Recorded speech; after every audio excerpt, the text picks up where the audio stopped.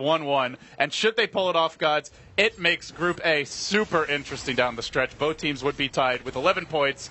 Here we go. Tower falls. Where's the hold from Secret? No buybacks on 2. It might not even be a hold. They may just GG out in the middle of this push, honestly. They take 1 melee Rex. They look for Puppey as well. The Blake forward from Sylar. He's found him deep behind the tier 4s. Shredded. Just never felt the impact of the Enchantress this game. And now a leap in again, forcing Arteezy even further back. They are really committing for this one. LGD, normally they play it safe and just take objectives, but they want some kills along the way. These guys want to celebrate the win that they see in their future. Sylar barreling towards this tower, slicing and dicing, and they may make their move in just a moment. A stun forthcoming. Nope, maybe does get hexed here. Maybe they can turn this one, but he's ever so tanky. He's still got the BKB available. If he really needs to use it, he can, and he'll pop it now. And he runs back in with Sylar trying to isolate Kuroki on the backside, shreds his armor. Doesn't even have the Monovoid pop just yet. He's waiting to use an Arteezy, it seems. Might be able to kill him at the well. S4 also fairly low. They force back the Visage again, and now it's only 3 to hold. Call down already used. Queen of Pain hold up. LGD showing discipline here in the clutch. They'll take 2 full lanes of Rex, and I don't even know if they back. Here's Puppey to reemerge, but the Fissure's going to catch 2. The Lesh stun the other. Everybody disabled on Secret. Sylar just chopping Bambi to bits here. He's still got the Aegis. He didn't get off the Monovoid. He may get a double kill on the way out as Arteezy throws his own life away. Everything for the base. It's not going to matter.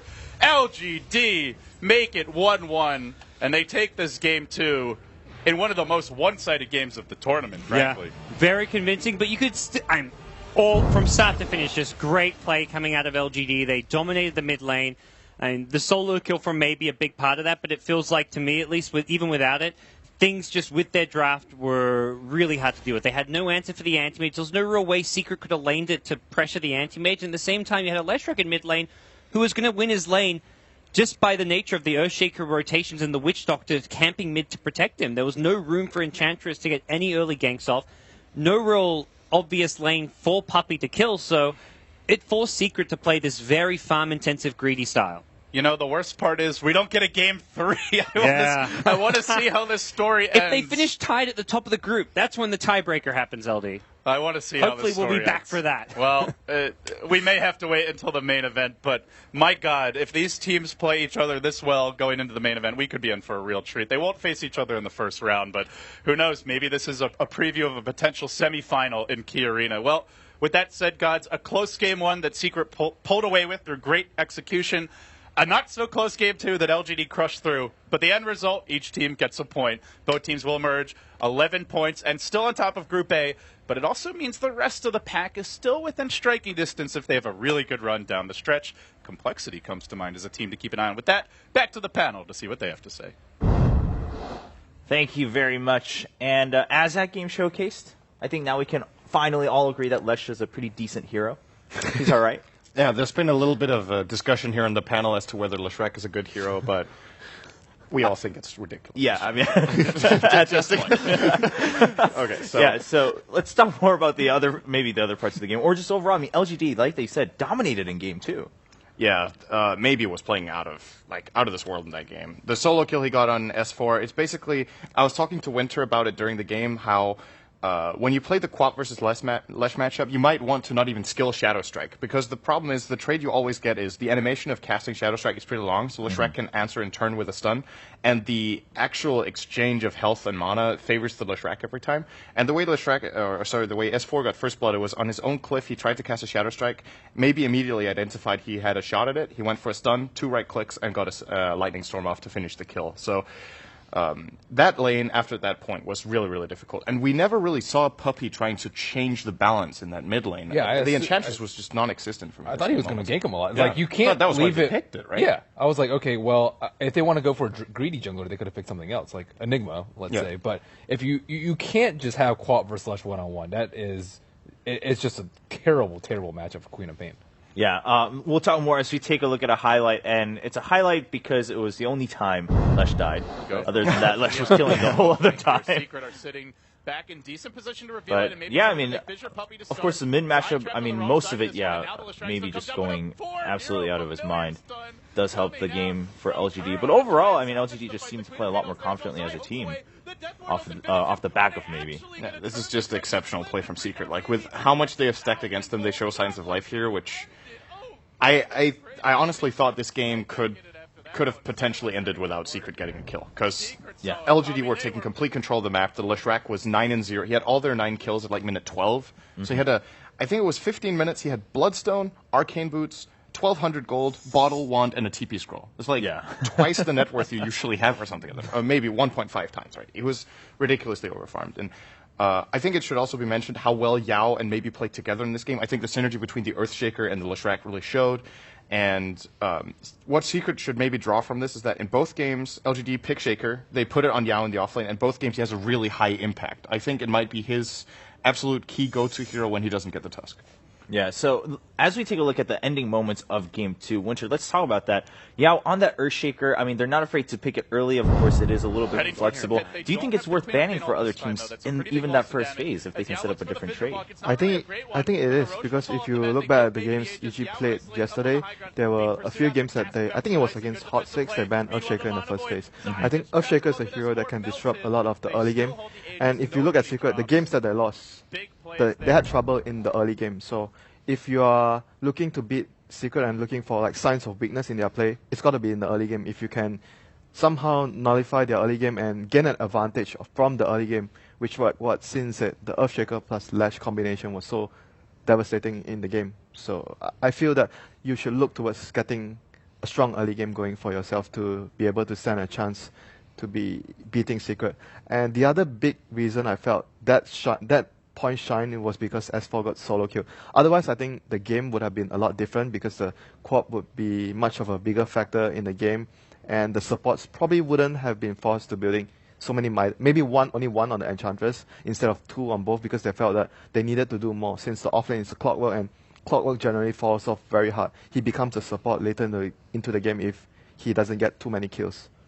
All right. Well, as the commentators were wrapping up, I mean, do you guys agree this was a pretty good showing from both teams, and this is fairly accurate of how this is going to go if they meet again in later stages of TI5? I'm actually curious what you guys think. So, Winter, you said that the weakness of Secret, if you're looking for a sign of weakness in their lineup, is the early game.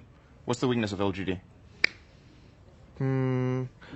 I think LGD sometimes they in the first day they built their lineup. I think it was the game against Cloud9. They built their lineup way too heavily onto like late game. They had Ember plus Gyro, and they gave Cloud9 a lot of window of opportunities to end the game early, but Cloud9 didn't really do that. They had a good early game. Like, it's just the execution when they were pushing and finishing the game that wasn't crisp. I think that if LGD does that against Secret wouldn't allow the game to extend to a point where your lineup is actually going to shine. They will just finish you off at a specific timing, and you won't have a window to showcase your late game. So I feel that is one of the things that we saw from LGD. Sometimes they could overthink that we need stronger late game, and they forget that our lanes and early game are actually as important as that, and they just give away a timing window towards the enemy to finish the game early. All right, Ben, what are your thoughts about LGD? Yeah, it seems like they think that they're very confident in their late game, and they develop pretty strong lanes. But that mid window, which Secret took advantage of in game number 1, is just like, oh wow, we didn't expect you to push that early. And if you can execute it well, you can just cut off their head right there. And they had a lot of ways. They have kinetic field, fissure. They could have delayed the push, but it just seems like if you catch them right off guard at that particular moment, you can just win. And all right. we didn't see the LGD IG game, but IG actually took a game. That's true. Versus LGD. That is true. I'm not exactly sure how that game went down, though. Yeah, that's true. So LGD, of course, they have that one tie with IG. And again, tying with Secret, so both of them moving on, tied for 11 points in first place. But a lot of people saying, all right, well, LGD, their day 1s and day 2s weren't exactly the hardest. We'll have to see when they play Secret. Now they're tied. I think most people have to be convinced by now. Okay, there's a reason why a lot of people were rating LGD so high, maybe even top 3, top 2 of TI5. And that's good news because we get to watch LGD again in our second match coming up here on the mainstream. However, they are going to have to play against Navi, who is still in their previous match against Fnatic. So right now, after taking a look at the standings real quick, we will jump into that game, see how Navi's doing, and then we'll get a better picture of how that matchup happens in match 2 here on the mainstream. But yeah, as you can see now, with a 3-2-0 record for both LGD and Secret in Group A, still leading strong. So the next matches continue to matter quite a bit for both of those two teams in securing that first seed for Group A. And the rest